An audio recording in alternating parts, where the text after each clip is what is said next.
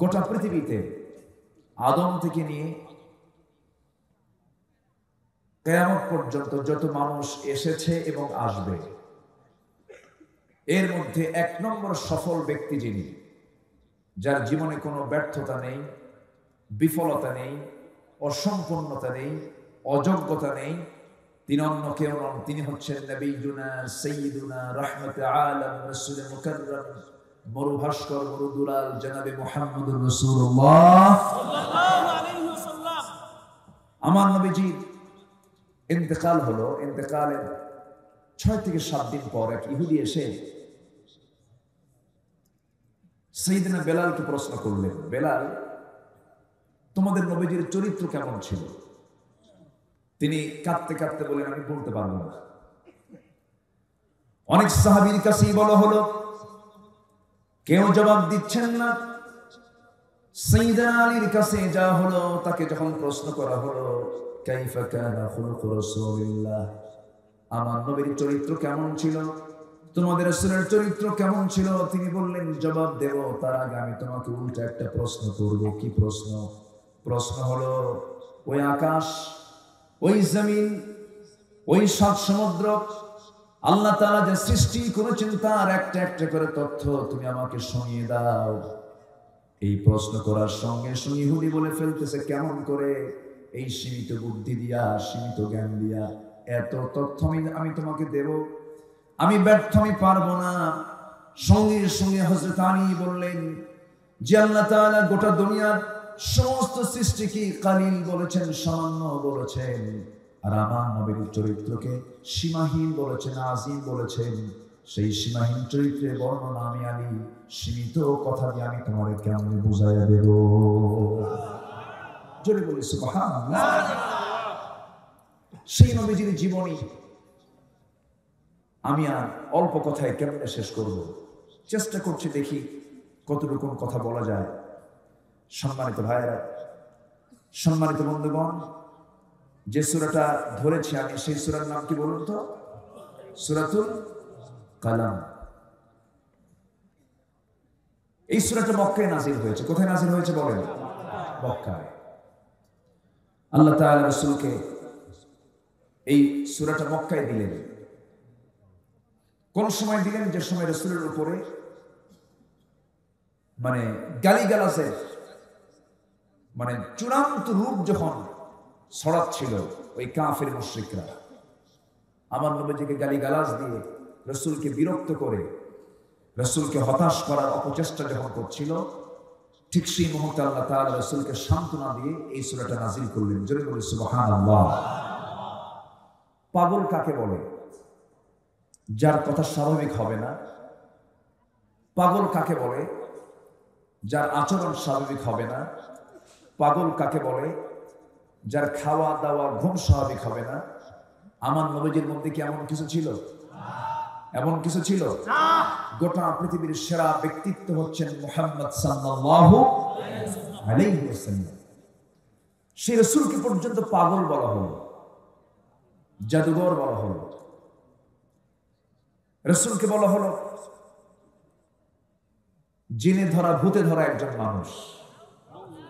এরকম করে রাসূলকে নির্বংশ বলা হলো, লেজ কাটা বলা হলো, বহু গালিগালাজ রাসূলকে শুনতে হয়েছে। কিন্তু আমার নবীকে সান্ত্বনার জন্য প্রস্তুত ছিলেন কে? আল্লাহ। আমার আপনার জীবনের সান্ত্বনা আমরা কারো নিতে চাই না। আমার আপনার জীবনের সান্ত্বনাও কে? আল্লাহ। আসতে বলবেন না কে? দেখেন আল্লাহ কি সুন্দর করে সান্ত্বনা দিচ্ছে।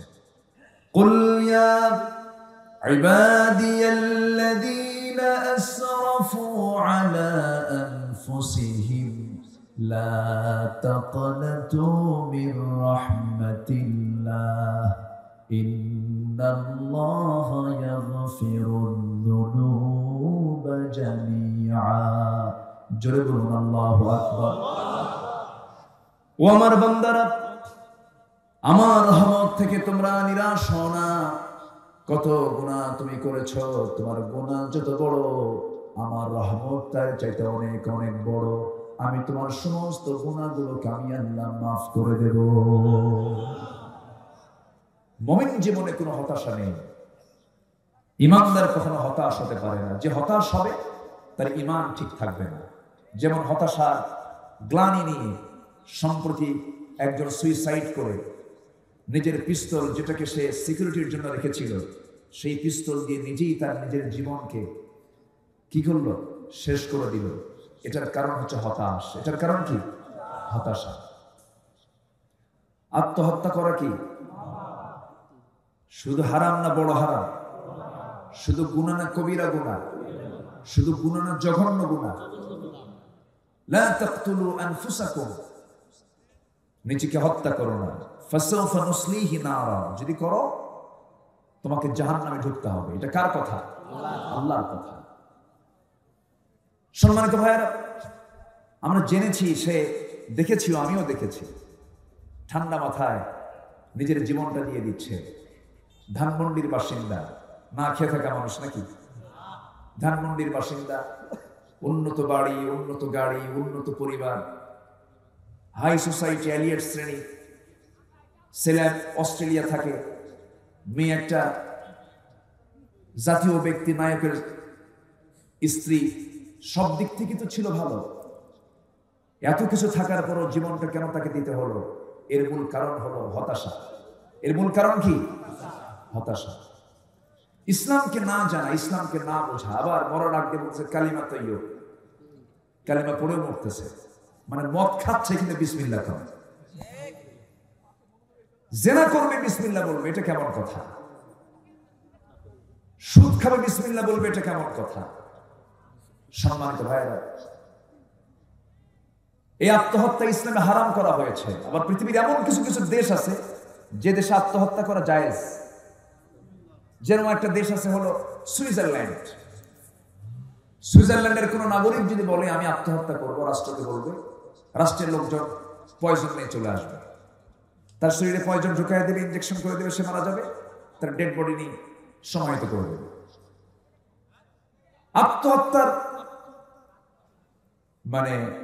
আত্মহত্যার যে রেকর্ডের দিক থেকে মুসলমান দেশে রেকর্ড নাই। সবচেয়ে বেশি রেকর্ড হলো ইউরোপ আমেরিকাতে। ইউরোপ আমেরিকাতে আত্মহত্যার রেকর্ডটা বেশি। কেন জানেন? হতাশা। এখান থেকে প্রমাণ হলো ইউরোপ আমেরিকার টাকার কি কোনো অভাব আছে? বলেন, টাকার কোনো অভাব আছে? কিন্তু আত্মহত্যা কেন বেশি করছে? এর মূল কারণ হলো তাদের ব্যক্তিগত জীবনে ইসলাম নাই। কি নাই? বলেন, কি নাই? কি নাই? ইসলাম নাই। এবং তাদের জন্য একটা যে আদর্শ দরকার, একজন ব্যক্তিকে যে ফলো করা দরকার, সেই ব্যক্তি তাদের নাই। কিন্তু আমাদের জন্য ইসলাম আছে না নাই? আসতে বলবেন না, আছে না নাই? আমাদের মডেলও আছে না নাই? আমাদের মডেল কে? মুহাম্মদুর রাসূলুল্লাহ। মুহাম্মদুর রাসূলুল্লাহ। আল্লাহ তাআলা সুন্দর করে সেই নবীজির সিরাতকে সামনে রেখে সূরাতুল কালামের শুরুতে রাসূলকে সান্ত্বনা দিয়ে বলছেন, হে রাসূল, চিন্তা করবেন না, আমি তো আছি। আমরাও চিন্তা করব না, আমার কে আছেন? আসতে বলবেন না, কে আছেন? আল্লাহ যার আছে তার কোনো টেনশন নাই, আর যার আল্লাহ নাই তার কিছুই নাই।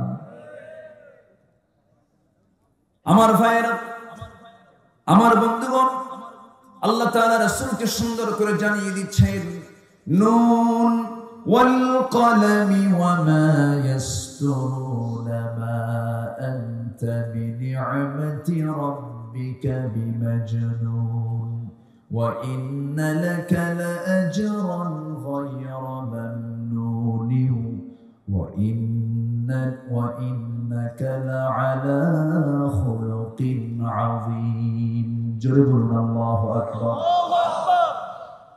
হে রাসূল, আপনাকে জি যা বলে বলুক, মনক্ষুণ্ণ হওয়ার কোনো দরকার নাই। আপনি কখনো মনমরা হবেন না, আপনি কখনো পাগল নন, উন্মাদ নন। আমি আপনাকে যা দিয়েছি পৃথিবীর কাউকে তা দান করি নাই। সীমাহীন নিয়ামত আমি আপনাকে ধন্য করেছি। আলাম নাশরাহ লাকা সাদরাকা ওয়া ওয়াদা'না আনকা ফিজরাক আল্লাযী আনকাযা যাহরাক ওয়া রাফা'না লাকা যিকরাক। জোরে বলুন আল্লাহু আকবার। ছোট্ট সূরার মধ্য দিয়ে রাসূল কি সীমাহীন নিয়ামতের ঘোষণা দিয়ে দিলেন। যারা পারেন ঠোঁট মিলিয়ে মিলিয়ে বলুন, ইন্না আ'তাইনাকাল কাউসার ফাসাল্লি লিরাব্বিকা ওয়ানহার ইন্না শানিআকা হুয়াল আবতার। রাসূলকে যা দেওয়া হয়েছে পৃথিবীর কাউকে তা দেওয়া হয়েছে নাকি? দেওয়া হয়নি। এত সম্মান, এত মর্যাদা আল্লাহ রাব্বুল আলামিন তাকে দান করেছেন। আমার বন্ধুগণ, আমার নবীজির জন্ম এই পৃথিবীতে যখন হলো, মা আমিনা বলেন, আমার শিশু যখন আমার গর্ভে যখন ছিল 2 মাস 3 মাস যখন হয়ে গেছে, আমার শিশু দুনিয়াতে আসেই নাই। আমি যখন শিশুটা পেটে নিয়ে যখন রাস্তায় বের হতাম, যে রাস্তা দিয়ে যেতাম 2-3 মাইল লম্বা জুড়ে সব সুগন্ধে ভরপুর হয়ে যেত। মা আমিনার শাশুড়ি আমার নবীর দাদি ছেলে বউকে ডাক দিয়ে বলতেন, আমিনা শোনো, তুমি তো বিধবা মহিলা, তোমার স্বামীর ইন্তেকাল হয়ে গেছে, তোমার তো পারফিউম ব্যবহার করে বাইরে যাওয়া ঠিক নয়, তোমার গা থেকে এমন সুগন্ধি আসে কেন?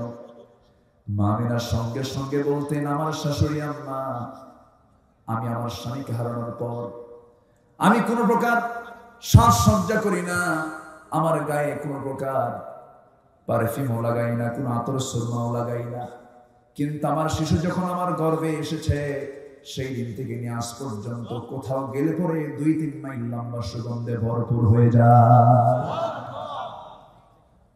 আমার নবীজি মা আমিনার গর্ভে যখন ছিলেন, মা আমিনা বলেন, যখন তিনি কোন কূপের ধারে গিয়ে কূপ থেকে পানি তুলতে যেতেন, বালতি তার শুধু কূপের সামনে নিলে পরেই নিচের পানিগুলো উপরের দিকে উতলে আসতো, দড়ি লাগতো না, আলতো করে উপর থেকে তিনি বালতি দিয়ে পানি তুলে নিয়ে আসতেন। বান্ধবীরা বলতো, আমিনা, আমাদের পানি তুলতে কত কষ্ট হয়ে যায় তুমি যখন না থাকো, অতএব তুমি যখন পানি তুলতে আসবে আমাদেরকে জানাবে, তোমার বদৌলতে আমাদের কষ্ট করে পানি তোলার প্রয়োজন হবে না। আমার নবীজির বরকত কত! সেই বরকতের নবী আমার নবী, সে রাসূলকে নিয়ে আজকে আমাকে আলোচনা করতে বলা হয়েছে। তার চরিত্র, তার মাধুর্য, তার সৌন্দর্য অল্প সময় আমি কেমনে বলবো, তবে কোরআনের বিভিন্ন জায়গায় আল্লাহ তাআলা বর্ণনা করেছেন। 8টি বিষয় আমি তুলে ধরতে চাচ্ছি আমার নবীজির চরিত্রের মাধুর্য সমূহ। 1 নম্বর হলো উন্নত চরিত্র। কি চরিত্র বলেন? উন্নত চরিত্র। নাম্বার 2 হলো তিনি ছিলেন চরম সত্যবাদী। কৌতুক করেও জীবনে কখনো মিথ্যা বলেছেন এমন কোন রেকর্ড তার জীবনে ছিল না। যদি প্রশ্ন করা হয় এই দুনিয়াতে জীবনে যার মুখ থেকে একটা অযাচিত মিথ্যা কথা বের হয় না, একজন মানুষের নাম তখন লিখতে হবে, তিনি হচ্ছেন মুহাম্মদুর রাসূলুল্লাহ সাল্লাল্লাহু আলাইহি সাল্লাম। ওয়া মা কানা লিনাবিয়্যিন আন ইয়াকুল। আমার নবীজি বেহুদা বাজে কোনো কথা জীবনে বলেছেন এমন কোন রেকর্ড ছিল না। আমার বন্ধুগণ, নাম্বার 2 হলো তিনি ছিলেন অত্যন্ত নির্ভীক, সাহসী মানুষ ছিলেন, ভীত কোনো ভাব তার মধ্যে ছিল না। অনর নবীজির স্মৃতি ধারণা এই সমস্ত জায়গাগুলো থেকে বহু ইতিহাস আছে, বহু স্মৃতি চলে আসে। আমার ভাইয়েরা, আমার নবীজির জীবনের সবচেয়ে একটি কঠিন সময় পার হয়েছিল, যে রাত্রিতে আমার রাসূলকে হত্যার পরিকল্পনা করেছিল। আমার নবীর জিন্দেগীর সবচেয়ে বড় ভয়ানক রাতটা পার হয়েছে সেই রাত। আমি যখন ভাবের চিন্তায়, যখন আমি রাসূলকে নিয়ে ভাবনার চিন্তার জগতে চলে যাই, বিশ্বনবী কেমন করে সেই রাতটা পাড়ি দিয়েছেন, কি অনর চিন্তার মানুষ ছিলেন তিনি। কেউ নাই, আমার নবীজি ঘর থেকে বের হচ্ছিলেন হিজরতের রাতে। আমার নবীজি ঘর থেকে বের হতেনি, চিন্তা করলেন হঠাৎ করে বের হচ্ছে, আমার সঙ্গে মক্কাবাসীর কত লেনদেন আছে, এই লেনদেন গুলো না বুঝাই দিলে আমার আল আমিন খেতাবটা নষ্ট হয়ে যাবে। আস্তে করে আলীকে ডাক দিয়ে বলেন, আলী রে, খাতা কলম হাতে নাও, মক্কার মানুষ আমাকে মারতে চায়, কিন্তু আমি তো আমাদের খেয়ানত করতে পারবো না। সকাল যখন হয়ে যাবে আমার শত্রুদের হাতে তাদের রেখে দেওয়া টাকা পয়সাগুলো তাদের হাতে ফেরত দিয়ে দিবা। জোরে কোন সুবহানাল্লাহ, জোরে বলি সুবহানাল্লাহ।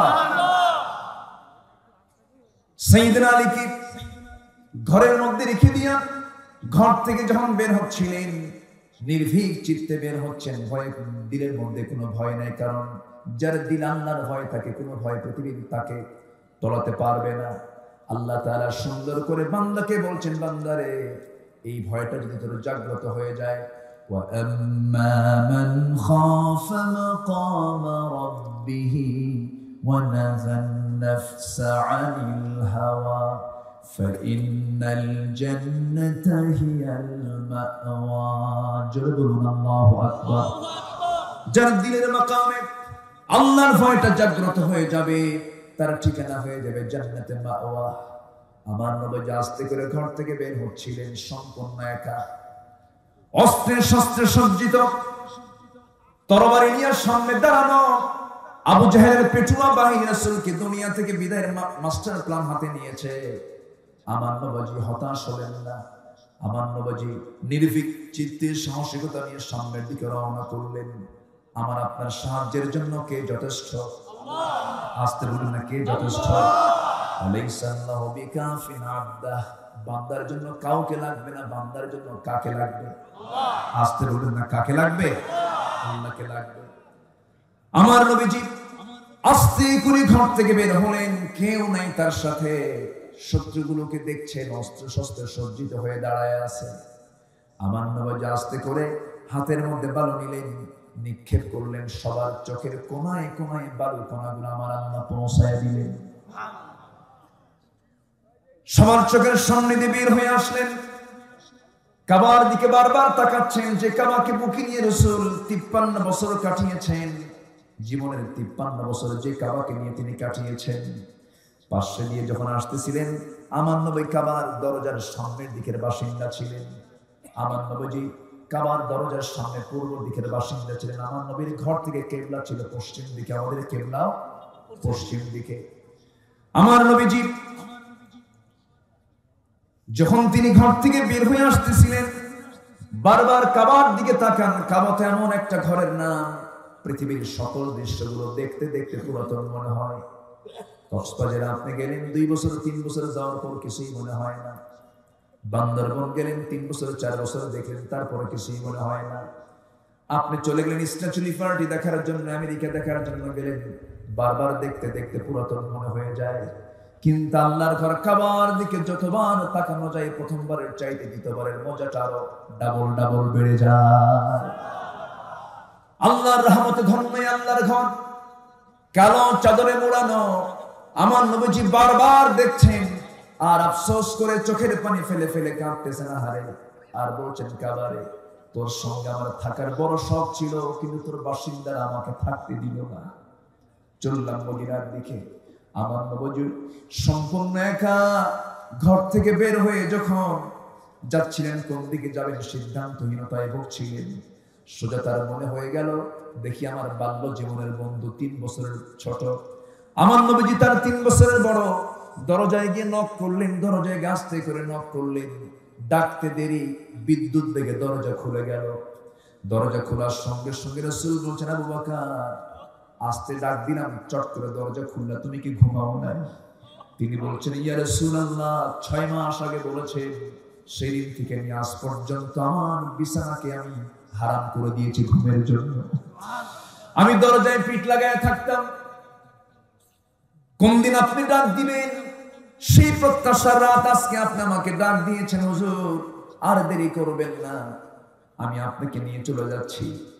সিরাত ইবনে হিশাম সহ আরো সিরাত গ্রন্থে এসেছে। আমার নবীজি করলেন কি? বলছেন, আবু বকর চলো রওনা দেই। তিনি বলছেন, ইয়া রাসূলুল্লাহ, আপনি যদি হেঁটে হেঁটে যান আপনার পায়ের চিহ্ন আবু জেহেল টের পাবে। আবু জেহেল তেমন একজন ছিল, প্রচন্ড মেধাবী ছিল। মানুষের কদমের চিহ্ন দেখে বলতে পারতো এটা কোন কওমের লোকের পায়ের চিহ্ন।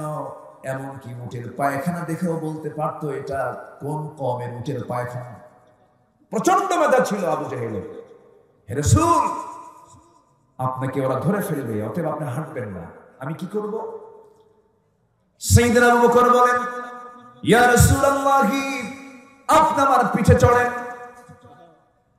আমার নবীকে সাইয়েদনা আবু বকর তার পিঠে চড়াইয়া নিয়া আমার রাসূলকে পিঠের উপরে বহন করে নিয়া দুই বৃদ্ধাঙ্গুলের দিকে ভর দিয়া দিয়া পিছনে একটা চাদর ফেলে দিয়া চাদরে পায়ের চিহ্নগুলো মুছে মুছে নিয়া সেই মক্কার সামনে থেকে জাবালে সূরে গিয়ে আশ্রয় নিয়েছে।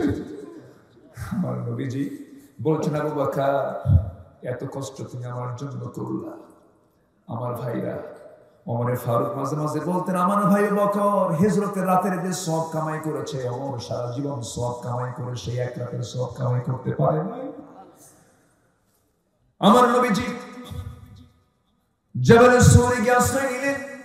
বাপ যেমন বেটিও তেমন খাবার নাই। আসমা বিনতে আবু বকর সিদ্দিক রাদিয়াল্লাহু তাআলা আনহা তিনি করলেন কি, চাদর নিজের গায়ের ওড়নাটা ছিঁড়লেন, ওড়নার ভিতরে খাবারগুলো দিয়া দিয়া তিন বেলা জাবালে সূরে গিয়ে আশ্রয় নিয়েছেন রাসূল খাবারগুলো পৌঁছায় দিয়ে আসতে। আমার নবীজির সুন্দর ব্যবহার, সুন্দর কথা, সুন্দর আচরণে কেউ মনক্ষুণ্ণ হয় নাই। নবীজি নবুয়ত পান নাই যতদিন পর্যন্ত আবু লাহাব তাকে ভালোবেসেছে। মক্কার প্রতিটা মানুষ তাকে মহব্বত করেছে। এমনকি জি হাজেরা আসওয়াদে গিয়ে আজকে হাজেরা চুম্বন করে আসেন। এই হাজেরা আসওয়াদের একটা বরকত হলো, চুম্বন করবেন, আল্লাহ তাআলা চুম্বনের বরকতে তাকে গুনাহ মাফ করে দিবেন। কিন্তু আমার ভাইরা, সেই হাজেরা আসওয়াদ সংস্কারের প্রয়োজন হলো নবীজির নবুয়ত পাওয়ার একটু আগে। হাজেরা আসওয়াদটা কে রাখবে, কোন গোত্রের কোন নেতা রাখবে, এটা নিয়ে মারামারি শুরু হয়ে গেল। 4 গোত্রের 4 নেতা বলে আমার নেতা, ও বলে আমার নেতা, ও বলে আমার নেতা। শেষ পর্যন্ত 4 গোত্রের গোত্র প্রধানরা সবাই সিদ্ধান্ত নিল, আগামীকালকে সবার আগে যে আল্লাহর ঘরে ঢুকবে, হারামের মধ্যে ঢুকবে, সেই হাজেরা আসওয়াদ সংস্থাপন করবে। সবার আগে কেউ ঢোকে নাই, সবার আগে আল্লাহর ঘরে ঢুকেছেন নবিয়ুনা মুহাম্মদ সাল্লাল্লাহু আলাইহি ওয়াসাল্লাম। সবার মুখে হাসির জিরে, বাস ভালো হয়ে গেল।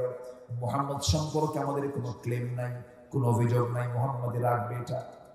আমার নবীজির ব্যাপারে সবাই ইতিবাচক সিদ্ধান্ত নিয়ে নিল।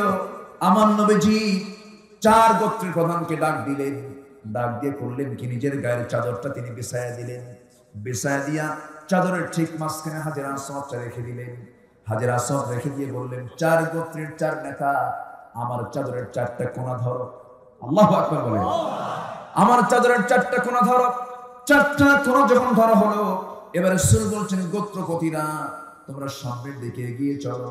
হাজেরা আসওয়াদ যে কোণায় রাখা হবে ঠিক সেই জায়গায় যখন রাখা হলো, রাসূল আস্তে করে হাজেরা আসওয়াদটা নিজের হাতে নিয়ে কোণায় সংস্থাপন করে বুঝায় দিলেন, ও মক্কার নেতারা, আমি আল্লাহর নবী হতে চলছি। জোরে বলুন সুবহানাল্লাহ। নবী তো সবার কাছে ভালো ছিলেন নবুয়তের আগ পর্যন্ত, কিন্তু খারাপ হলেন কেন? সেই লোকটা আবার তাদের কাছে কেন খারাপ হলেন? এই প্রশ্নের জবাব আমরা আজকে শুনব না ইনশাআল্লাহ। জোরে বলি, আরো জোরে বলি ইনশাআল্লাহ। আমি মাহফিলে একটা বরকত পাই, জানেন, খুব ভালো লাগে আমার।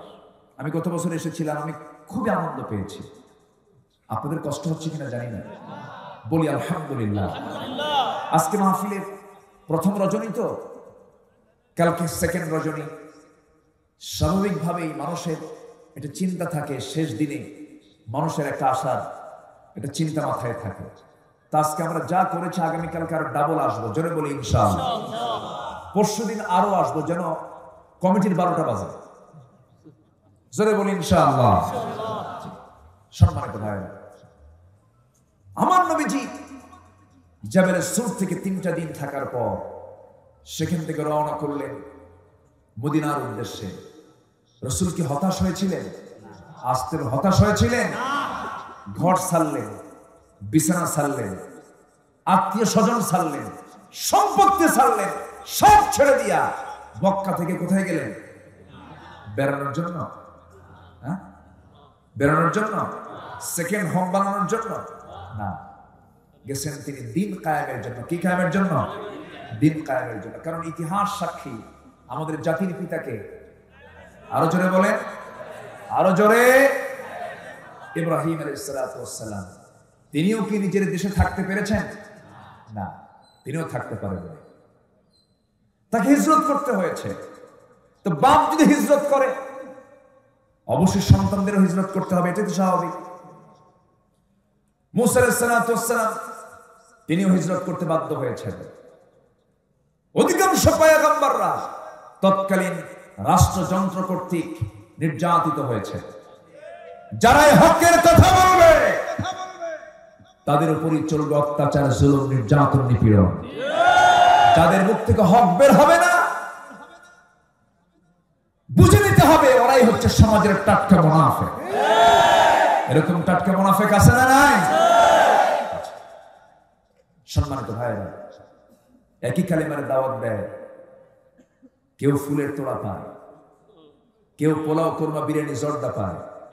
আবার একই কালিমার দাওয়াত দিয়া বছরের পর বছর 4 শিখের দেওয়ালের বন্দিত্ব জীবনের সময় কাটায়।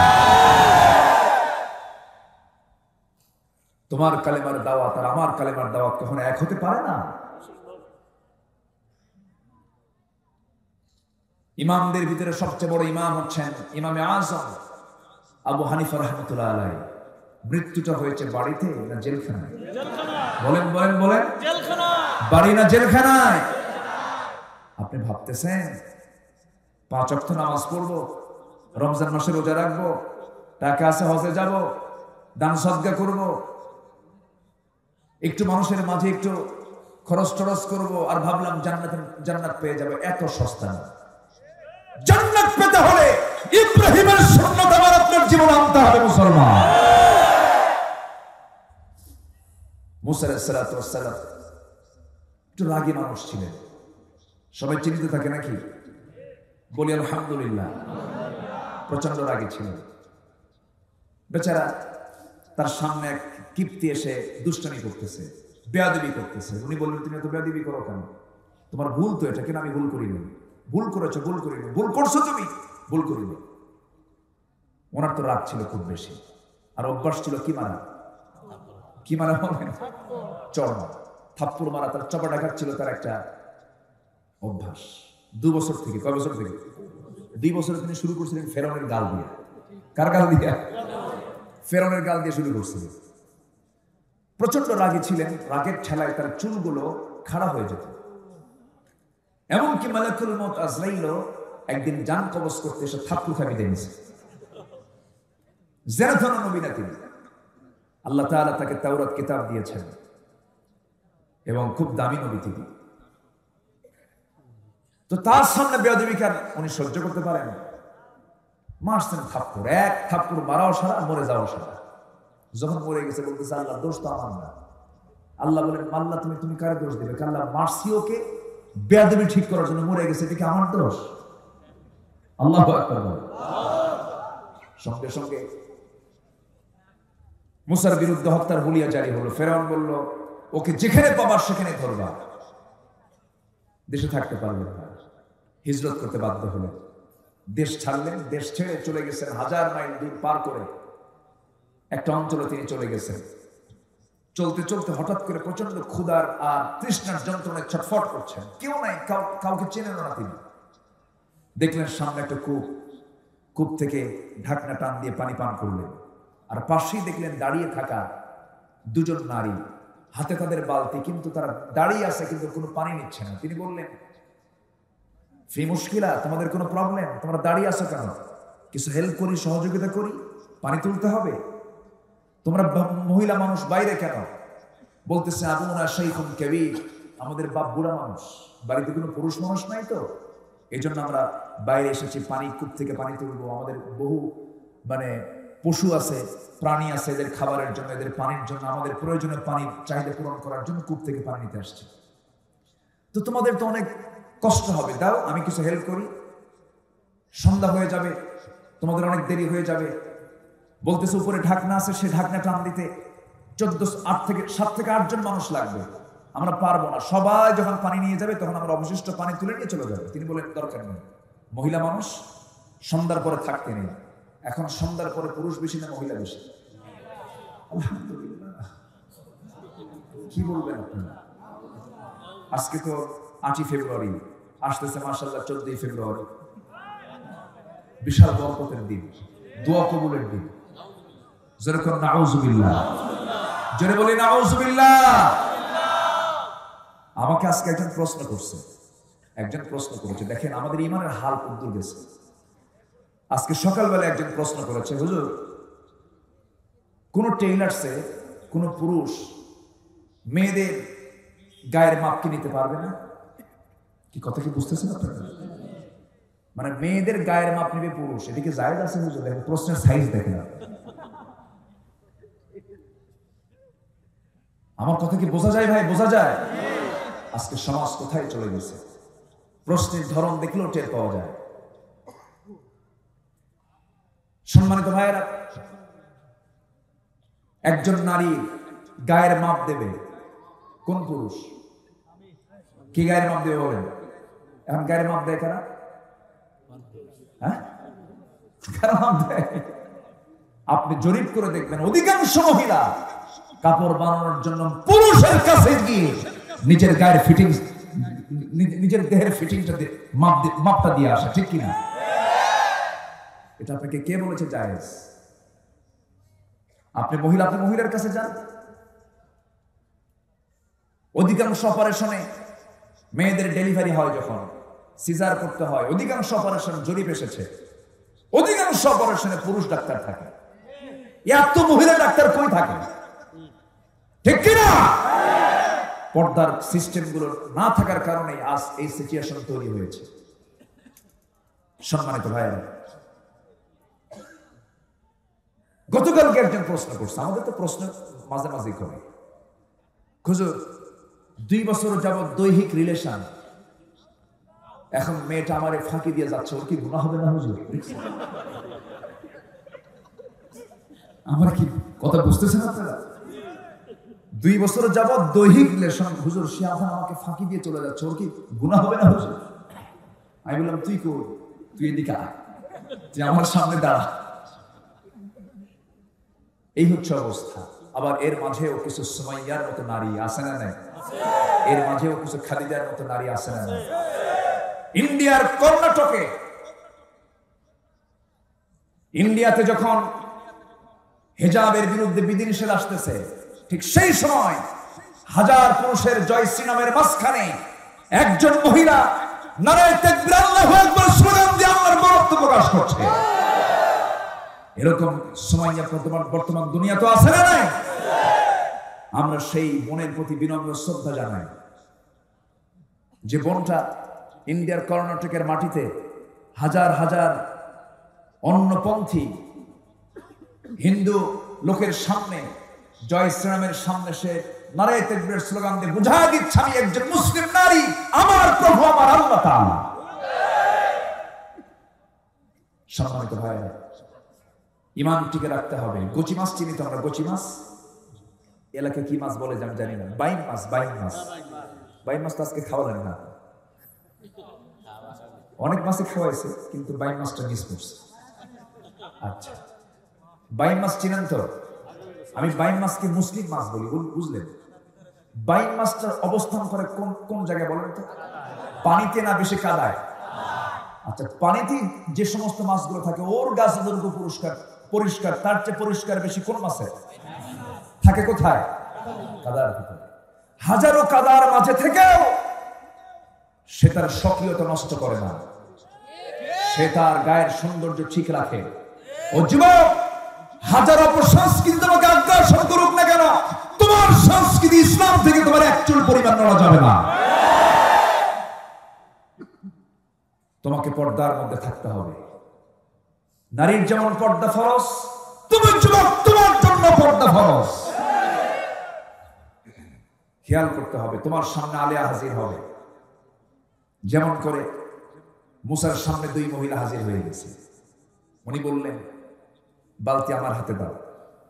আলোচনা করি, বালতি আমার সামনে দাও। বালতি হাতের সামনে নিলেন, নিয়ে কূপের ধারে গেলেন, ঢাকনায় হাত দিলেন, মারলেন ফিকা, 14 হাত দূরে গিয়ে ছিটকে পড়ল।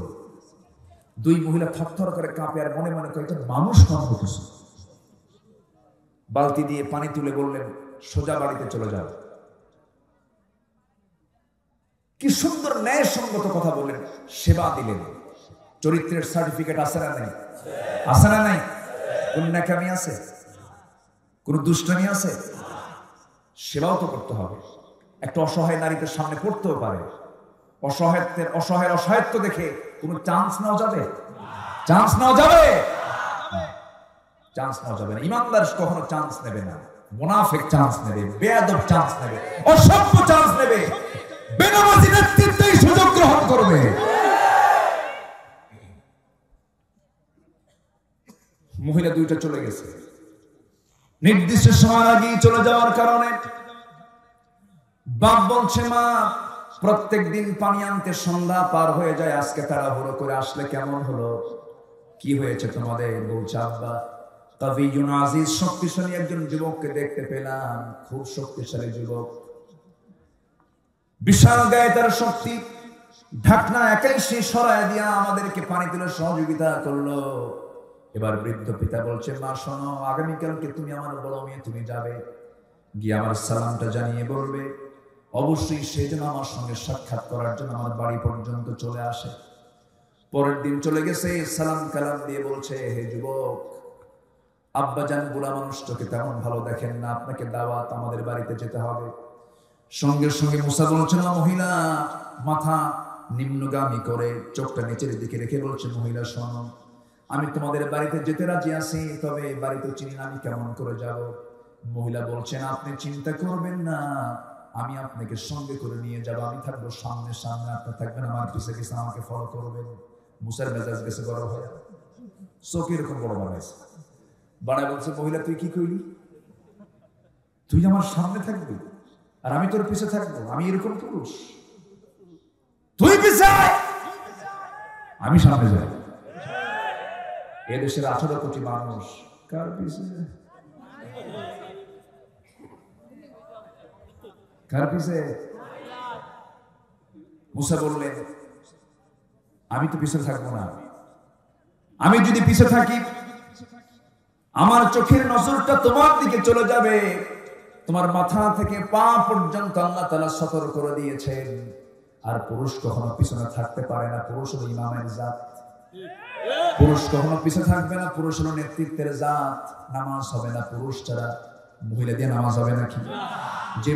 যে পুরুষ ছাড়া নামাজ হয় না, সেই পুরুষ ছাড়া সমাজের নেতৃত্ব চলে না, ঠিক কিনা? আকলমন্দ ইশারা ভাষা, সচেতন ব্যক্তির জন্য ইঙ্গিতটাই যথেষ্ট। আমার ভাইয়েরা, মুসা আলাইহিস সালাতু ওয়াস সালামের এই কথা শুনে মহিলা মনে মনে চিন্তা করে, গতকালকে দেখলাম শক্তিশালী যুবক, আজকে দেখি চরিত্রবান যুবক সে থাকে না, চরিত্র খুব ভালো। একজন চরিত্রবতী মেয়ের কাছে ওই সমস্ত যুবক পছন্দ, যে যুবকটা কর্মঠ হবে, যে যুবকটা চরিত্রবান হবে, ঠিক কিনা বলেন? কিন্তু আজকের মেয়েরা কিরকম পছন্দ করে নাকি? আজকের মেয়েদের পছন্দ কি খায়? আজকের মেয়েদের পছন্দ গুলো কি? বাপ পছন্দ করছে, মা একটা ছেলে পছন্দ, সে ইঞ্জিনিয়ার, খুব ভালো, আল্লাহওয়ালা, মুখে দাঁড়িয়ে আছে, নামাজ কালাম পড়ে।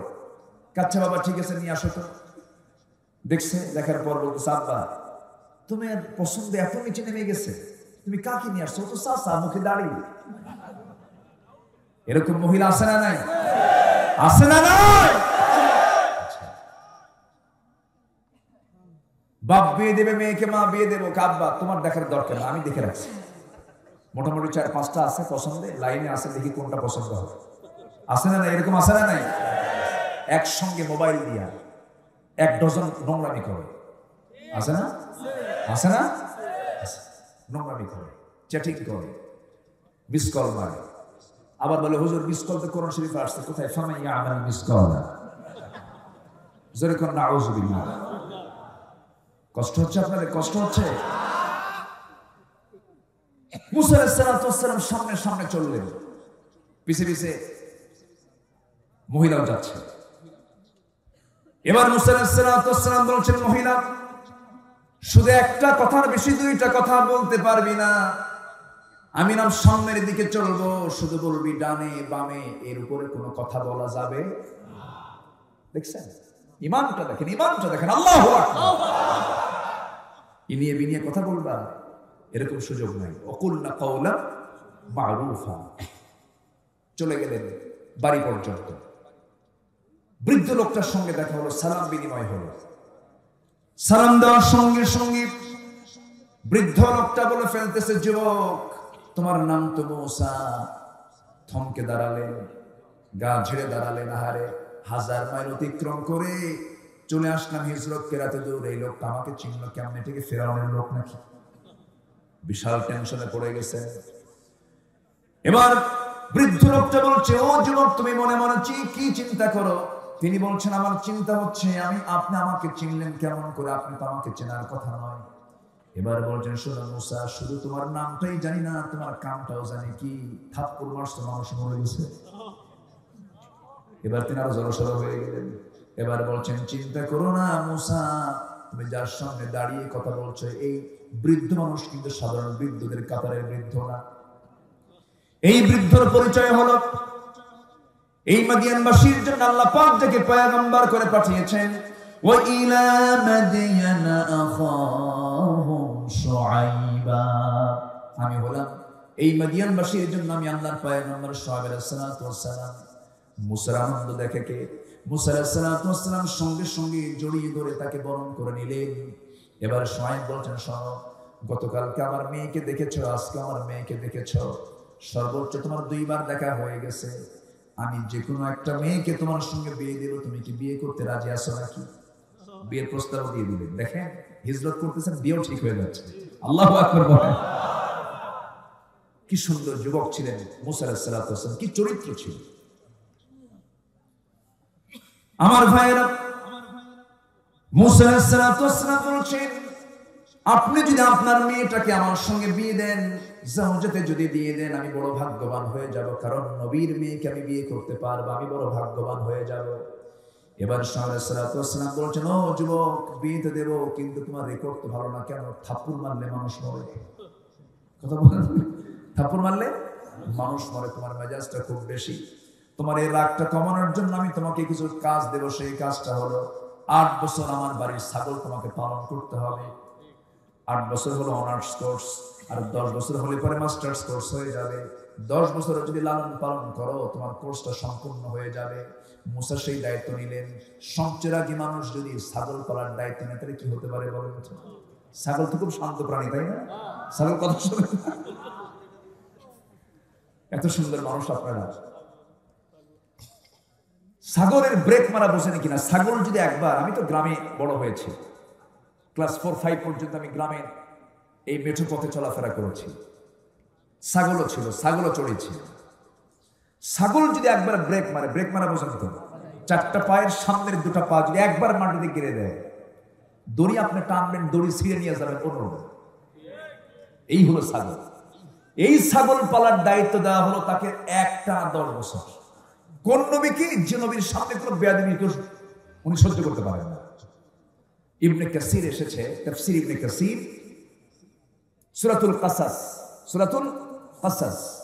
উনি সর্বশেষ দিন, যেদিন তার ছাগলের দায়িত্ব শেষ, ছাগল লালনের দায়িত্ব শেষ, সর্বশেষ দিন যেদিন তিনি আসবেন মাঠ থেকে ছাগলগুলো নিয়ে, ছাগল পালগুলো নিয়ে, শেষ দিন হলো কি, ছাগল পাল থেকে একটা ছাগল বিচ্ছিন্ন হয়ে একদিকে মারছে দৌড়। আল্লাহর পয়গম্বর মুসা আলাইহিস সালাতু ওয়াস সালাম তিনিও পিছে পিছে মারছেন দৌড়। ছাগল দৌড়ায়, আল্লাহর নবীও দৌড়ান। দৌড়াতে দৌড়াতে শেষ পর্যন্ত ছাগল আর পারল না, কারণ নবীদের শক্তি তো বেশি। এই পৃথিবীতে সবচেয়ে বেশি শক্তিশালী মানুষ বানিয়েছেন আল্লাহর পয়গম্বরদেরকে। আমার নবীর শক্তি ছিল 100 জন জান্নাতি পুরুষের সমান শক্তি। আল্লাহু আকবার। 100 জন জান্নাতি পুরুষের যে শক্তি, তার সমান শক্তি ছিল আমার নবীর গায়ের শক্তি। আল্লাহু আকবার। আমার নবীজি, আল্লাহ তাআলা তাকে বহু বরকতে ধন্য করেছেন। একটু পরে আসতেছি, মুসার কথা বলতেছিলাম। মুসা আলাইহিস সালাতু ওয়াস সালাম যখন ছাগলগুলো নিয়ে আসতেছিলেন, একটা ছাগল বিচ্ছিন্ন হয়ে দৌড় মারলো, তাকে ধরলেন, খপ করে ধরে 2 পা 2 হাতের মধ্যে নিয়ে সুন্দরের উপরে তিনি খাড়া করলেন। এক আছাড়ে ছাগলটাকে মেরে ফেললেন। বড় রাগ উঠে গেছে তার মধ্যে, কিন্তু লক্ষ্য করে দেখেন ছাগলটার চোখে ভয়, তার গোটা শরীরে কাঁপতেছে। মনে মনে চিন্তা করেন, বেচারা ছাগল তোকে মাইরা লাভ কি, তোর তো কোনো সেন্স নাই, তোর তো কোনো বিবেক টিবেক কিছু নাই। ধৈর্য আনলেন, দুইটা পা থেকে দুইটা হাত ছেড়ে দিয়া ছাগলটাকে আস্তে করে কোলের মধ্যে তুলে নিয়ে তাকে স্নেহ করলেন, মুহাব্বত করলেন, ভালোবাসলেন। আল্লাহ বলছেন, মুসা তোমার রাগ কমে গেছে, আমি তোমাকে নবুয়ত দিয়ে দিলাম। জোরে বলে সুবহানাল্লাহ। রাগ করতেছেন মনে হয় আপনারা? ইনি হচ্ছেন যুবকদের একটা মডেল। দেখেন, একটা নারীকে সামনে পেয়েছেন, তিনি কি ফিতনায় পড়েছেন? ফিতনায় পড়েছেন? আরেকজন নবীজি নারীকে সামনে পেয়েছিলেন, তাও সাজসজ্জা নারীকে পেয়েছিলেন। তিনি হচ্ছেন ইউসুফ আলাইহিস সালাতু ওয়াস সালাম। কে বলেন তো, কে বলেন? ইউসুফ আলাইহিস সালাতু ওয়াস সালাম। তিনি কি সাধারণ কোন নবী ছিলেন না দামি নবী ছিলেন? অনেক দামি নবী ছিলেন। সকল নবী দামি, একজন বিশেষ পয়গম্বর, সূরা ইউসুফ নামে একটা সূরা আছে তার নাম। ইউসুফ আলাইহিস সালাতু ওয়াস সালাম, তার সামনে সম্ভ্রান্ত পরিবারের একজন মহিলা সাজসজ্জা করে মাথা থেকে পা পর্যন্ত অঙ্গ সজ্জা করে তার সামনে হাজির হয়েছিল। তিনি বলেছেন, মাআযাল্লাহ, আমি আশ্রয় চাই কার কাছে? আসতে বলবেন না, কার কাছে? আল্লাহর কাছে। শেষ পর্যন্ত আশ্রয় চাইলেন আল্লাহর কাছে। চরিত্র তিনি ঠিক রাখলেন। জুলাইখা থেকে বহু চেষ্টা করলো, পারলো না। দোষটা জুলাইখারই হলো। মামলা খেলেন আল্লাহর পয়গম্বর ইউসুফ আলাইহিস সালাতু ওয়াস সালাম। জেলখানায় ঢুকলেন, ইমানের পরীক্ষা তিনি দিলেন। ধর্ষণের মামলা তাকে দেওয়া হলো। আল্লাহর নবীরা যদি ধর্ষণের মামলা খায়, জিনার মামলা খায়, আলেমরা তো খাবে, ঠিক কি না? হতাশার কোনো কারণ নেই, হতাশার কোনো কারণ নাই। আমার বিশ্বাস, সামনের দিন গোটা পৃথিবীতে ইসলামের দিন, কোরআনের দিন, ইসলামের বিজয়ের দিন ইনশাআল্লাহ।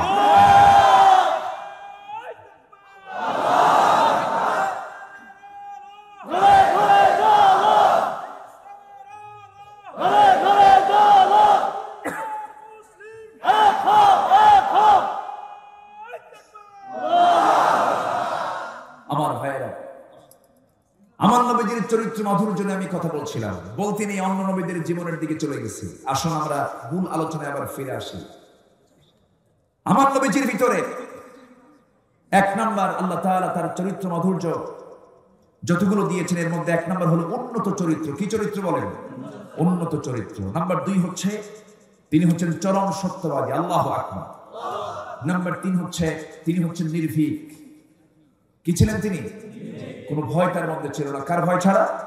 আল্লাহর ভয় ছাড়া। নাম্বার 3 হচ্ছে অটল ব্যক্তিত্ব এবং আল্লাহর প্রতি নির্ভরশীলতা। অটল ব্যক্তিত্ব তার মধ্যে কাজ করেছে সর্বক্ষণ। নাম্বার 5 হলো চরম শত্রুর প্রতিও তিনি ক্ষমাশীল ছিলেন। আমার নবীর ভিতরে ছিল প্রতিশোধের নীতি না ক্ষমার নীতি? বলেন বলেন, প্রতিশোধ না ক্ষমা? ক্ষমার নীতি ছিল। আমার নবীজি সামনে নামাজ পড়েছে, 5 ওয়াক্ত নামাজ পড়েছে এমন একজন ব্যক্তি মুনাফিক ছিল, তার ইন্তেকাল হয়ে গেল, তার মৃত্যু হলো। আমার নবীজি শুনতে পারলেন যে মুনাফিকটা মরে গেছে। তার ছেলেটা ভালো ছিলেন, সাহাবী ছিলেন। আমার নবীর সামনে এসে বললেন, ইয়া রাসূলুল্লাহ, আমার আব্বা মারা গেছে। আমি জানি আমার আব্বা ভালো না, উনি মুনাফিক, কিন্তু ইয়া রাসূলুল্লাহ, আপনি যদি আমার আব্বার জন্য আপনার পরনের জুব্বাটা দিয়ে দিতেন, আপনার জুব্বাটাই আমার আব্বার কাফনের কাপড়টা বানায় দিতাম। নবীজি মানা করলেন না। মুনাফিক কিন্তু নবীজির বন্ধু না শত্রু? শত্রু। আমার নবীজি কি করলেন? নিজের গায়ের জুব্বা দিয়ে দিলেন। কিছুক্ষণ পর ওই মুনাফিকের ছেলে সাহাবী এসে বলছেন, ইয়া রাসূলুল্লাহ, আমি আপনার কাছে আরজ রাখবো, আমার বাবার জানাজার নামাজটা আপনি পড়ায় দিবেন। রাসূল বলছেন, ঠিক আছে, তুমি চলে যাও। চরম শত্রুর পরে আমার নবীজি জানাজা পর্যন্ত হাজির হয়ে গেলেন। জানাজায় হাজির হওয়ার পরে রাসূল জানাজা পড়াবেন, পিছনে এসে সাইয়েদনা ওমর ফারুক রাদিয়াল্লাহু তাআলা আমার নবী জুব্বা টানতেছেন আর বলছেন, হুজুর, আপনি কার জানাজার নেতৃত্ব দিয়েছেন? সে তো মুনাফিক ছিল। রাসূল বলছেন, ওমর, আমাকে আমার কাছে বাধা দিও না, আমি জানাজা পড়াবো, আমি জানাজা পড়ায় দেই। আমার নবী নিজের গায়ের ব্যবহৃত জুব্বাটাও দিলেন, জানাজাও শামিল হয়ে গেলেন। আল্লাহ তাআলা সঙ্গে সঙ্গে আয়াত নাযিল করেন, সূরা মুনাফিকুনের 6 নম্বর আয়াত, সাওয়াউন আলাইহিম ইস্তাগফারতা লাহুম আম লাম তাস্তাগফির লাহুম lan yaghfiralলাহু লাহুম ইস্তাগফির লাহুম আও লা তাস্তাগফির লাহুম ইন তাস্তাগফির লাহুম 70 মাররা ফালান ইয়াগফিরাল্লাহু লাহুম। জোরে বলুন আল্লাহু আকবার। হে রাসূল, আপনি ওই মুনাফিকের জন্য মাফ চান অথবা না চান, 70 বার যদি আপনি তার জন্য ক্ষমা চান, আমার দরবারে তার দোয়া, তার ক্ষমা কখনো মঞ্জুর হবে না। তাহলে বোঝা গেল যে আমার নবীজি মুনাফিকের জন্য দোয়া করলো, সেই দোয়া আল্লাহর দরবারে কবুল হবে, আজ থেকে কবুল হবে। এখান থেকে আরেকটা বিষয় স্পষ্ট হলো, নবীজি মুনাফিকের জন্য সুপারিশ করলো, সেই সুপারিশ গ্রহণ করা হবে। মুনাফিক আমার দেশে নাই তো? আসতে বলবেন না, আছে না নাই? এই মাহফিল না হোক এরকম লোক আছে না নাই? আছে না? মাহফিল শুনলি গায়ে জ্বলে, গাজালা পড়া করে, কোরআনের আলোচনা শুনলি মেজাজ গরম হয়ে যায়। ওই সমস্ত লোকদের মধ্যে লুকানো আছে আবু জেহেল হামানদের রক্ত লুকানো আছে। সম্মানিত ভাইরা, এখান থেকে একটা বিষয় স্পষ্ট হলো যে নবীর সুপারিশ গ্রহণ হবে না ওই সমস্ত ব্যক্তির ক্ষেত্রে যারা মুনাফিক। আমরা মুনাফিকের সমস্ত চরিত্র নিজের জীবন থেকে মাইনাস করে ফেলব। জোরে বলি ইনশাআল্লাহ, আরো জোরে বলি ইনশাআল্লাহ। আমি কি দোয়া করে দেব? এই লোকগুলো ওঠে কেন? বসে ও ওজোর মানে হাজার, একটু বসেন না, একটু বসেন আর কিছুক্ষণ। আপনার কি সমস্যা?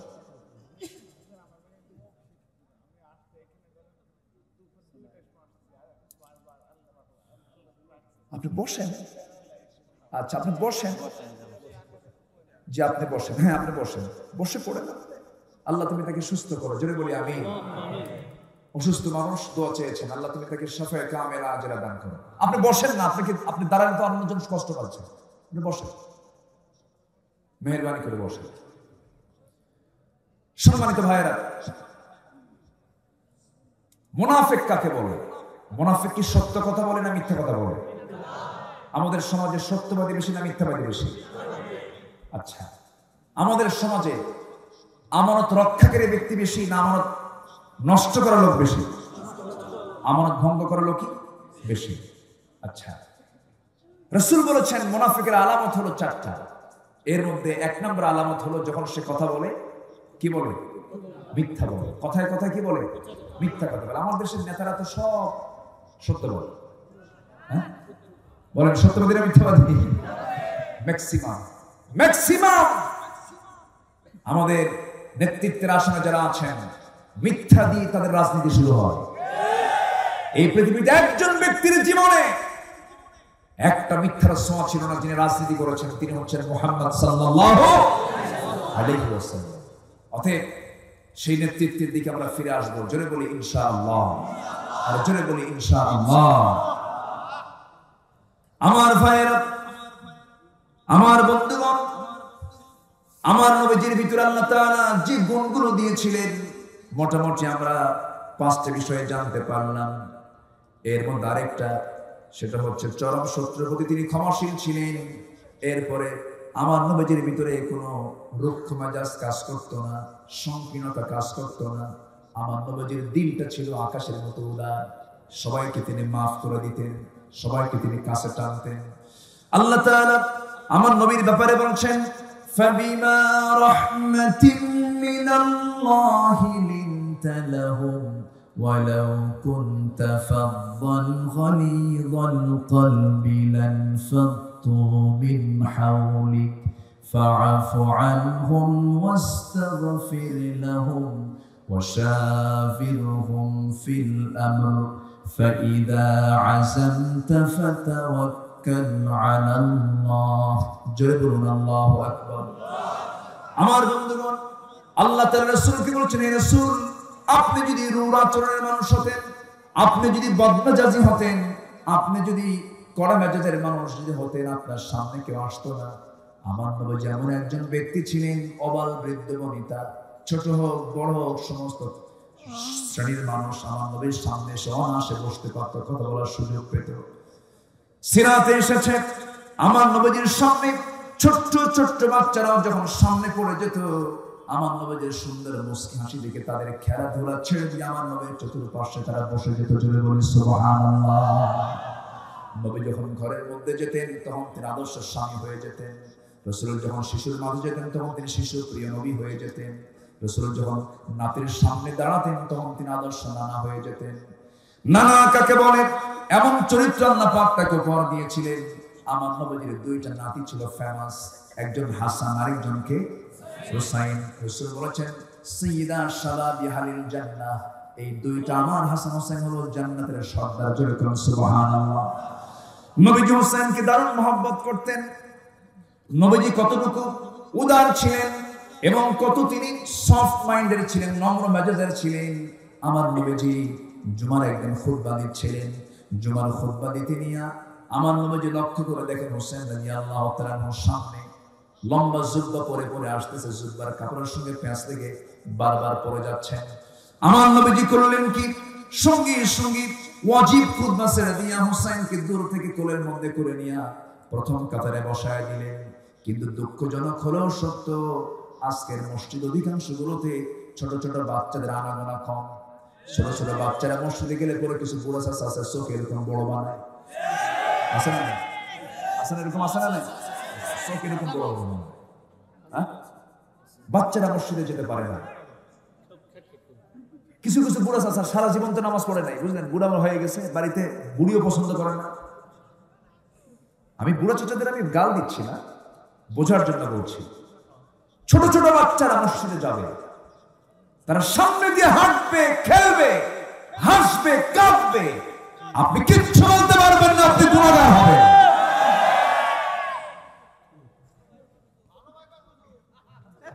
ভালোভাবে বলবো, আর কি হয়ে বলবো, ইংরেজিতে বলবো? হ্যাঁ, চোখ বন্ধ করে ছেলে হোক মেয়ে হোক আপনার 4-5টা যা আছে সব নিয়ে যাবেন মসজিদে, 5 ওয়াক্ত নিয়ে যাবেন। ওরা নামাজ শিখবে মসজিদ থেকে, ওরা লাইন শিখবে, শৃঙ্খলা শিখবে, আদব শিখবে, আখলাক শিখবে। মসজিদ হচ্ছে মুসলমানদের সবচেয়ে জীবনের বড় সাংস্কৃতিক কেন্দ্র। বাচ্চা সব মসজিদে নিয়ে চলে যাবেন, ছেলে হোক মেয়ে হোক সব নিয়ে যাবেন। ছোট ছোট বাচ্চাদের নিয়ে চলে যাবেন, একটা ঘাড়ে নিবেন, একটা কোলে নিবেন, সব নিয়ে চলে যাবেন মসজিদে। আলহামদুলিল্লাহ। ওই বাচ্চা বড় হয়ে মসজিদ মুখী হবে, ঠিক কিনা? আপনি সি বিচে নিয়ে যাবেন, আপনি পর্যটন কেন্দ্রে চলে যাবেন, আপনি চলে যাবেন বেড়াতে সিঙ্গাপুরে, গোটা দুনিয়া ঘুরতেছেন, মসজিদ সন্তানকে দেখাচ্ছেন না, ওই সন্তান আপনাকে মৃত্যুকালে দেখবে না। সন্তানকে আল্লাহওয়ালা বানান, সন্তানকে টাকাওয়ালা বানায় কি করবেন? সন্তানকে টাকাওয়ালা বানাবেন, সম্পদশালী বানাবেন, বুড়াকালে আপনি বুড়া হয়ে আপনার সন্তানকে ভয় পাবেন। সন্তান আমার টাকাওয়ালা, সন্তানকে টাকাওয়ালা না বানায় আল্লাহওয়ালা বানান, বুড়াকালে আপনার সন্তান আপনাকে দেখে ভয় করবে। মসজিদে পাঠায় দেবেন, বাবা মসজিদে চলে যান। আমার নবীজি মদিনার মসজিদে বসে আছেন। কিসের মসজিদে? মদিনার মসজিদে। হুসাইন কোলের মধ্যে বসা, কোলের মধ্যে হুসাইন বসা। বাবা জিবরিল দিয়ে জিবরিল আলাইহিস সালাম নবীর সঙ্গে দেখা করতে আসছেন, হাঁটু গেড়ে দিয়ে নবীর সামনে বসে আছেন, সালাম বিনিময় করে বসে আছেন। ওহির কার্যক্রম শুরু হবে। রাসূলের কোলে কে বসা? হুসাইন বসা। রাসূল বলছেন, না আমার সামনে কে এসে বসলো, তুমি তাকে চিনো? বলতেছেন, না এই লোকটাকে মাঝে মাঝে আসতে দেখি, খুব সুন্দর পরিপাটি, মাথার চুলগুলো কত সুন্দর গোছালো, খুব সুন্দর চেহারা।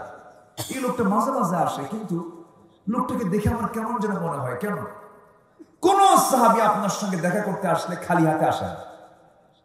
কেউ খেজুর নিয়ে আসে, কেউ আঙ্গুর নিয়ে আসে, কেউ বেদানা নিয়ে আসে, কিছু না কিছু হাদিয়া তোহফা নিয়ে আসে। আহলে সুফার সদস্যরা না খেয়ে থাকে, তাদের কিছু উপকার হয়। কিন্তু এই লোকটা মাঝে মাঝে আপনার কাছে আসে, খালি হাতে আসে, একটু কিপটা মাখা মানুষ। আমার নবীজি মুস্কি মুস্কি হাসি মারছেন আর চোখের ভাষায় বলছেন, জিবরাইল আজকে তোমার যে কয়টা বাজবে আল্লাহ জানে।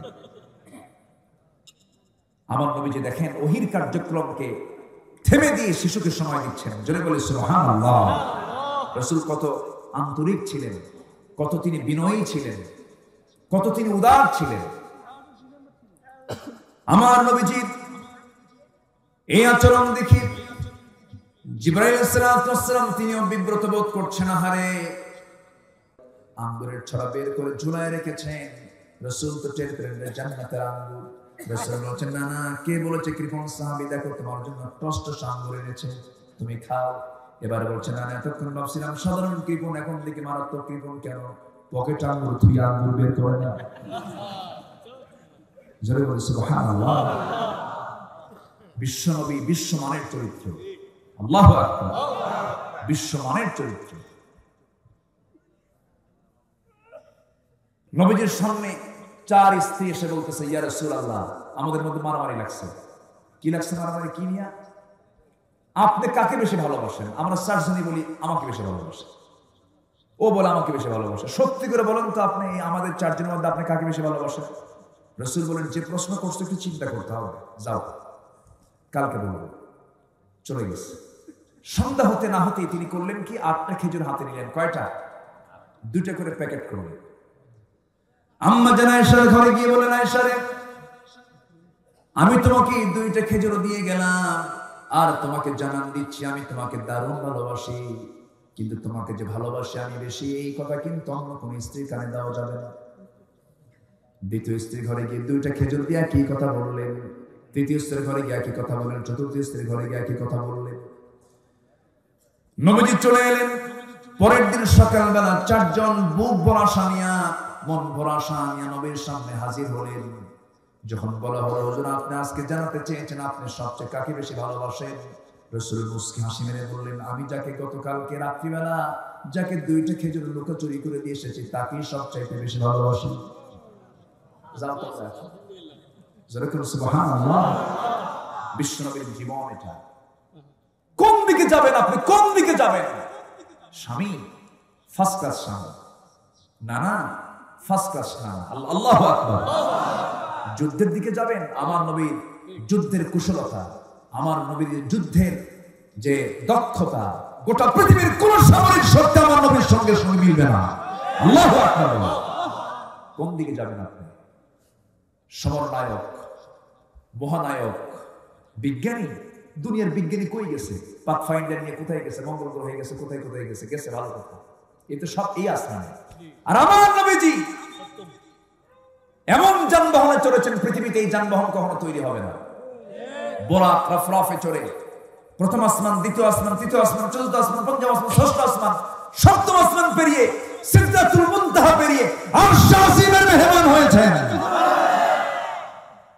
Marconi, Faraday, James Watt, Copernicus, Einstein, Dalton, Galileo, এই সমস্ত বিজ্ঞানীরা কিছু তথ্য দেওয়ার জন্য আমরা তাদেরকে মহাবিজ্ঞানী বলি। আর আমার নবী কত বড় মহাবিজ্ঞানী ছিল! অতএব সব নেতৃত্ব ছেড়ে, সব আদর্শ ছেড়ে আমার নবীর আদর্শই হবে আমার জীবনের আদর্শ। রাজি আছেন? কারা কারা হাত উঁচু করে দেখান মুসলমান।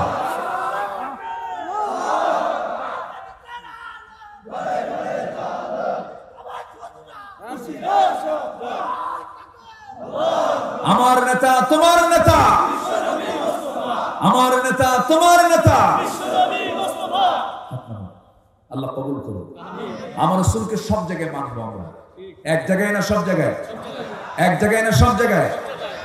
সব জায়গায় মানবো। তাহলে আমরা সুখ পেয়ে যাবো, শান্তি পেয়ে যাবো। আমার নবীজি সাহাবায়ে কেরামকে নিয়ে কথা বলছেন। হঠাৎ করে মসজিদে নববীর দরজায় দাঁড়িয়ে আছেন হুসাইন। বলছেন এক সাহাবীকে, চাচা দরজা খুলে দেন, আমার নানার সঙ্গে কথা বলবো আমি। কেন? এখন রাসূল গুরুত্বপূর্ণ বয়ানে ব্যস্ত আছে, খোলা যাবে না। চোখ এরকম বড় বানাইছে। এই তোমরা যে নবীর কথা বসে বসে শোনো, সেই নবীর চেয়ে আমি হুসাইনকে কম দাম না?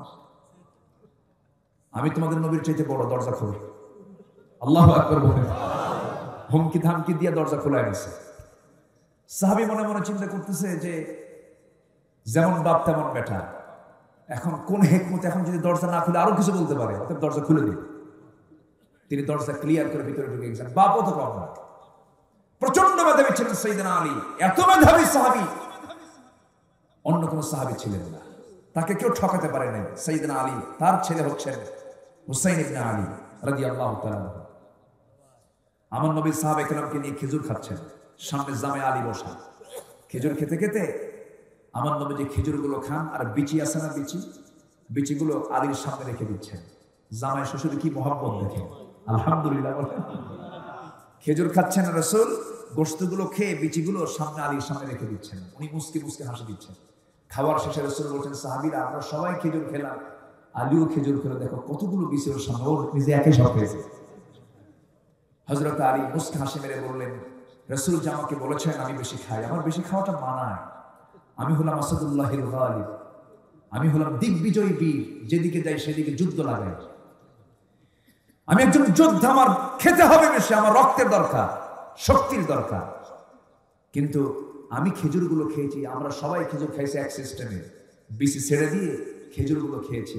আর রাসূল এতক্ষণ ধরে যে খেজুরগুলো খাইছেন সব বিচি শুদ্ধা, তার সামনে একটা বিচি হবে। রাসূল মুস্কি হাসি মেরে বললেন, আলী তুমি তো আমার ঠকায় দিলে। জোরে বলেন সুবহানাল্লাহ। তার ছেলে হচ্ছেন সাইয়েদনা হোসেন রাদিয়াল্লাহু তাআলা। আস্তে করে করলেন কি, দরজা ক্লিয়ার করে একটা হুমকি ধামকি দিয়া ভিতরে ঢুকছে। নবীর সামনে যায় আর হাসে না। রাসূল বলছেন, না তোমার মুখে হাসি না দেখলে তোমার ভালো লাগে না। না হাসবো না তো, তোমার সাহাবীরা আমার সঙ্গে ভালো আচরণ করে না। সুবহানাল্লাহ বলবেন না? রাসূল কত নম্র ছিলেন, কত বিনয়ী ছিলেন, রুক্ষ মেজাজ তার মধ্যে কখনো কাজ করতো না। আমার নবী এবার বললেন, না না কি হয়েছে তোমাকে, কে কি বলেছে বলো। এবার বলছেন, না না আমি তোমার সঙ্গে কথা বলবো, বেশি সময় নেব না, তবে শর্ত হলো তোমার সমস্ত সাহাবীদেরকে একটু ডেকে আনো। সব সাহাবীকে ডেকে এনে সামনে হাজির করে এবার বলছে, না না তুমি একটু শুয়ে পড়ো। রাসূল শুয়ে পড়লেন, বুকের উপরে বসে বলছে, না না আমার সবচেয়ে প্রিয় বসার জায়গা হলো তোমার বুক, তোমার বুকের উপরে বসেছি আমি। না না আমি তোমাকে আজকে বেশি প্রশ্ন করব না, মাত্র 3টা প্রশ্ন করব। এই 3টা প্রশ্নের জবাব তোমাকে দিতে হবে। না না কেন প্রশ্ন করবা? না না আমি তোমার চাইতে সব দিক থেকে বড়। রাসূল বলছেন, তুমি আমার চেয়ে কেমন করে বড় হলে, বয়সে ছোট, তুমি আমার নাতি, কেমন করে তুমি বড় হবে? এবার বলছে, না না নাম্বার 1 প্রশ্ন, তোমার আব্বার নামটা কি? রাসূল বলছেন, আমার আব্বার নাম আব্দুল্লাহ, বাড়ি কোথায়? মক্কায়। কোন বংশ? কুরাইশ বংশ। এবারে তিনি বলছেন, ও না না আপনি তো নিশ্চয়ই জানেন আমার আব্বার নামটা কি। আমার আব্বা হলেন দুনিয়ার সমস্ত কাফির বেঈমানদের জন্য আল্লাহ তাআলা যাকে আল্লাহর সিংহ করে, আসাদুল্লাহিল গালিব করে যাকে পাঠানো হয়েছে, আমার গর্বিত পিতা আলী। আমার পিতাকে এক পাল্লায় দিয়ে দেন, আপনার পিতা আব্দুল্লাহকে এক পাল্লায় দিয়ে দেন। আল্লাহর কসম করে বলি আমার আব্বা আলীর ওজনটাই আপনার বাবার চাইতে বেশি ভারী হয়ে যাবে। এবার বলছে নাম্বার 2, না না প্রশ্ন হলো আপনার মার নামটা কি? আমার মার নাম হলো আমেনা, বাড়ি তার কোথায়? মদিনায়। আপনার নানার নাম কি? ওহাব জোহরি। আমার আম্মার নাম, আপনার আম্মার নাম আমেনা। এতটুকুই তার পরিচয় শেষ, এতটুকুই তার পরিচয়ের আগেও কিছু নাই, পরেও কিছু নাই। কিন্তু নানা আপনি তো জানেন আমার মার পরিচয়টা কি? আমার মা এমন একজন মা, যে মাকে আপনি একদিন না দেখলে আপনি বিশ্বনবী থাকতে পারেন না। আমার মা হচ্ছেন আপনার দেহের টুকরা, আপনার কলিজার টুকরা। জান্নাতের সমস্ত জান্নাতের অমৃতের সর্দারিনী খাতুনে জান্নাত মা ফাতিমা। আমার মাকে এক পাল্লায় দিয়ে দেন, আপনার মা আমেনাকে এক পাল্লায় দিয়ে দেন। আল্লাহর কসম করে বলি আমার মা ফাতিমার ওজনটাই ভারী হয়ে যাবে। আমার নবী মুস্কি মুস্কি হাসি মারেন, কিন্তু চোখের কোনা বেয়ে টপ টপ করে পানি পড়ে হয়। এবার আমার নবী জড়িয়ে ধরে বলছেন, নানা রে 3 নম্বর প্রশ্ন কি বল। এবার বলছেন, নানা আপনার নানার নামটা কি? আমার নবী বলছেন, আমার নানার নাম হলো ওহাব জোহরি, বাড়ি তার কোথায়? মদিনায়। কি করতেন? ব্যবসা করতেন। নানা আপনার নানার নাম যে ওহাব জোহরি, এতটুকুই তার পরিচয় শেষ। কিন্তু আপনি কি জানেন আমার নানার পরিচয়টা কি? আমার নানার জীবনী আলোচনা করে শেষ করা যাবে না, আমার নবীর সিরাত আলোচনা করে শেষ করা যাবে না, আমার নানার চরিত্রের গুণগান করে শেষ করা যাবে না।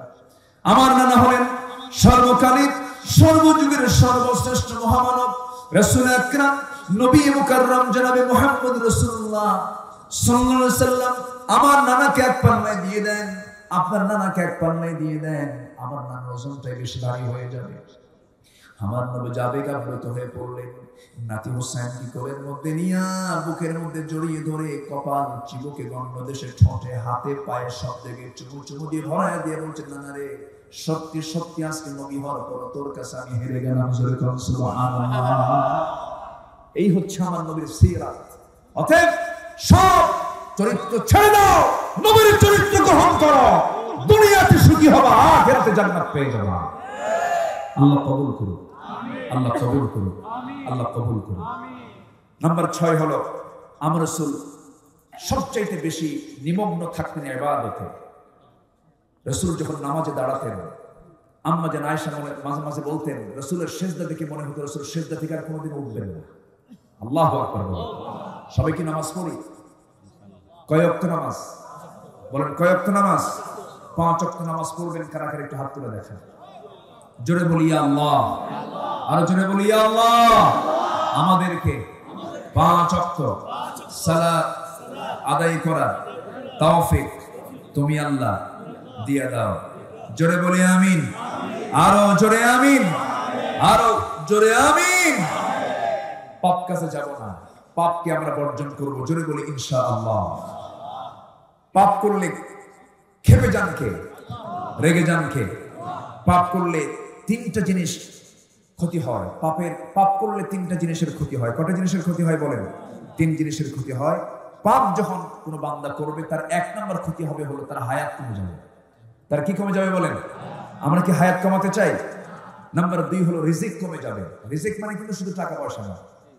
আপনি পাপ করবেন, আপনার ছেলে কথা শুনবেন, আপনার ছেলে পিস্তল ধরবে। কি কথা কি বোঝা গেল? এই জন্য পাপ কাজ থেকে আমরা নিজেকে গুটিয়ে রাখবো। জোরে বলি ইনশাআল্লাহ। নাম্বার 3 হলো যখন কেউ পাপ করবে তখন তার লজ্জা কমে যাবে, লজ্জা নামক গুণটা তার থাকবে না। আসুন আমরা পাপ মুক্ত জীবন গড়ি, রাসূলের সিরাত ধরি। আল্লাহ কবুল করুন। জোরে বলি আমিন। ইবাদতে নিমগ্ন থাকবো, নামাজটাকে আমরা রেগুলার করব। সামনে রমজান আসতেছে, শুধু রমজানে পড়বো না, বাকি 11 মাসে পড়বো। আল্লাহ তুমি সবাইকে দিন বোঝার, ইসলাম বোঝার তৌফিক তুমি আল্লাহ সবাইকে দিয়ে দাও। আচ্ছা, নাম্বার 7 হলো আমার নবীজি বাহ্যিকতা প্রদর্শন কখনো করতেন না। আমাদের সমাজে লোক দেখানো কিছু মুসলমান আছে না নাই? লোক দেখানো হাজি, লোক দেখানো নামাজি আছে না নাই? আচ্ছা, এগুলো করবো না। এগুলো করলে তখন এটা রিয়ার মধ্যে পড়ে যাবে, শিরকের মধ্যে পড়ে যাবে। রাসূলের এই সুন্নাহকে আমাদের জীবনে ফলো করার তৌফিক তুমি আল্লাহ দিয়ে দাও। আসুন আমি আর কথা না বাড়িয়ে যতটুকু কথা হলো, যা বলেছি, আল্লাহ যেন আমাদের বাস্তব জীবনে এগুলো আমলে নিয়ে আসার তৌফিক দান করুন। হ্যাঁ, জি জি জি। এই ক্যামেরাম্যান বন্ধ করবেন না, এখন এইগুলো খুলতে নিলে আওয়াজ হবে। সবাই কিনা আমরা একটু দোয়া করি, একসঙ্গে দোয়া করে আস্তে আস্তে আপনারা সব কিছু নিয়ে নেবেন, কোনো সমস্যা নেই। আর ক্যামেরাম্যানদের প্রতি, ইউটিউবারদের প্রতি আমার একটা আরজ, সেটা হলো একদম ভারসাম্যপূর্ণ থাম্বনেইল আপনারা দিবেন, আজে বাজে কোনো কিছু লিখবেন না। আমি সবার কাছে আরজটা করছি। এবং আমার ভিতরে, আমার আলোচনার মধ্যে 2 ঘন্টার বক্তৃতায় কিছু ভুল কি থাকতে পারে না? থাকতো। সে ভুল কি রাখবেন না সংশোধন করবেন? সংশোধন। এগুলো একটু খেয়াল করতে হয়। এই জাতীয় যোগ্যতা যাদের আছে তারাই এই সমস্ত কাজগুলো করতে পারেন। আপনারা এগুলো খেয়াল করবেন। আল্লাহ তুমি সবাইকে বোঝার তৌফিক দিয়ে দাও। আসুন আমরা আর দেরি করবো না, আমরা আল্লাহর কাছে চাইবো। আমরা চাইবো কার কাছে? আল্লাহর কাছে আমরা চাইবো। জি, সবাই বলে সুবহানাকাল্লাহুম্মা আশহাদু আন লা ইলাহা ইল্লা আনতা আস্তাগফিরুকা ওয়া আতুবু ইলাইকা। চিৎকার মেরে বলি ইয়া আল্লাহ, আমার জীবনে সগীরা কবীরা, ছোট বড় সব গুনাহ তুমি আল্লাহ মাফ করে দাও। জোরে বলুন ইয়া রাব্বাল আলামিন, ইয়া রাব্বাল আলামিন। সবাই নামাজের মতো করে বসি, তাশাহুদের সূরাতে বসি। আগামীকালকে সবাই আসবো। আগামীকালকের মেহমান যারা আছেন তারাও দেশ বরেণ্য এবং অনেক বিচক্ষণ, তাদের মুখ থেকে অনেক মুক্তা সুদেশ কথাগুলো শুনবেন। আছেন কালকে আমার প্রিয় ভাই কামরুল ইসলাম সাইদ আনসারি, আছেন আমার অত্যন্ত প্রিয় কাছের ভাই আব্দুর রহিম আল মাদানী, আর কি আছেন? এবং আজকে কালকে আসবেন আরেকজন, মানে নতুন মুখ, মাওলানা মাহমুদুল হাসান আসবেন। সবাই সদল বলে বন্ধু বান্ধব নিয়ে মাহফিলে হাজির হবে। জোরে বলি ইনশাআল্লাহ। আমি সবার কাছে দোয়া চাই, সবাইকে আমার জন্য দোয়া করবেন। সবাই দোয়া করবেন তো? আমিও দোয়া চাই, দোয়া করি। অনেকে একটু গজল শুনতে চেয়েছেন, শুনবেন? গজল শুনবেন? রাজি আছেন?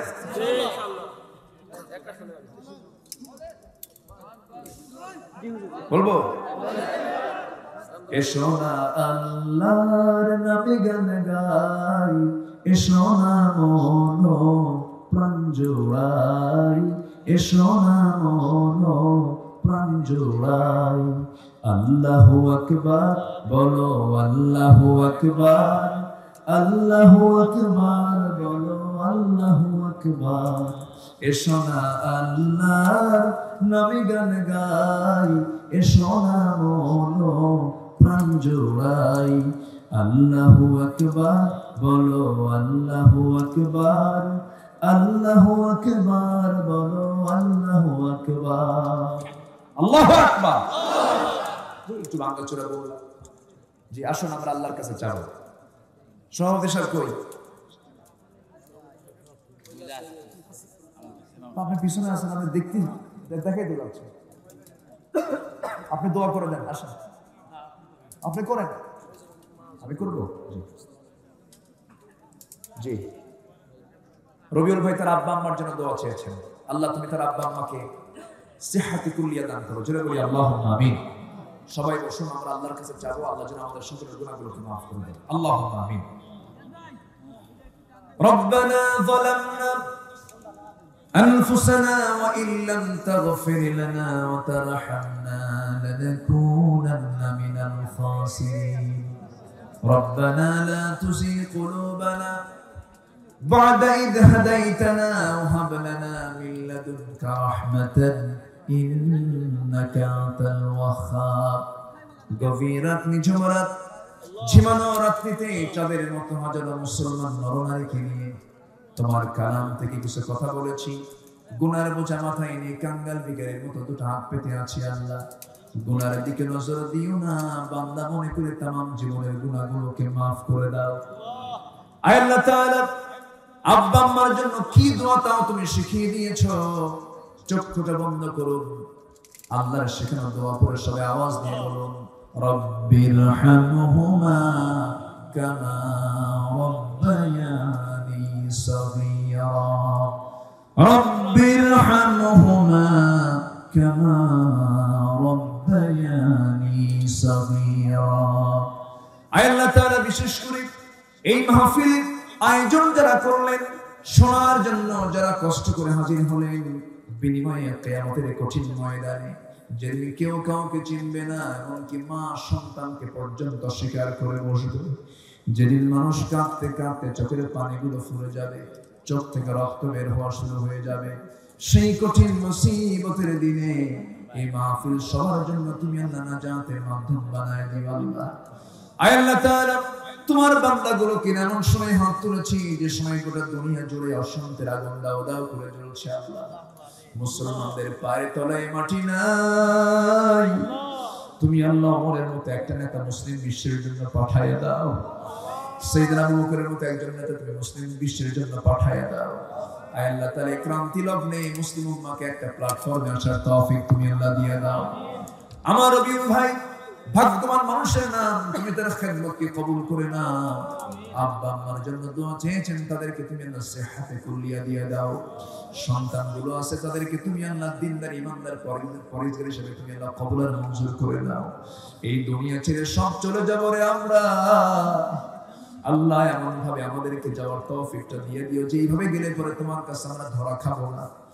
আয় আল্লাহ তাআলা, তোমার বান্দাগুলো কি নিয়ে তুলেছি, তোমার বান্দাদের মনের জ্বালা কি তুমি আল্লাহ ভালো করে জানো, কার কি সমস্যা তুমি আল্লাহ ভালো করে বুঝো, কার কি চাওয়া তুমি আল্লাহ ভালো করে জানো। মেহেরবানি করে যাদের সমস্যা তুমি আল্লাহ দয়া করে সমাধান করে দিও। আল্লাহ, এই গ্রামের প্রতি তোমার খাস রহমত নাযিল করো। বাঁশবাড়িয়ার প্রত্যেকটা ঘরকে তুমি আল্লাহ ইসলামের দুর্গ বানাইয়া দাও। ঘরে ঘরে খাদিজা আয়েশা সুমাইয়ার মতো মা পয়দা করে দাও। একদিন তো দুনিয়া থেকে বিদায় হয়ে যাব রে আল্লাহ, টান মেরে ঘর থেকে বের করে দেবে, আমাকে শেষ বিদায় দিয়ে দেবে, জানাজা হয়ে যাবে, মরা মুখ সব দেখে দেখে চলে যাবে, কবরে শোয়া দেবে, বাঁশ চাপা দেবে, মাটি চাপা দেবে রে আল্লাহ।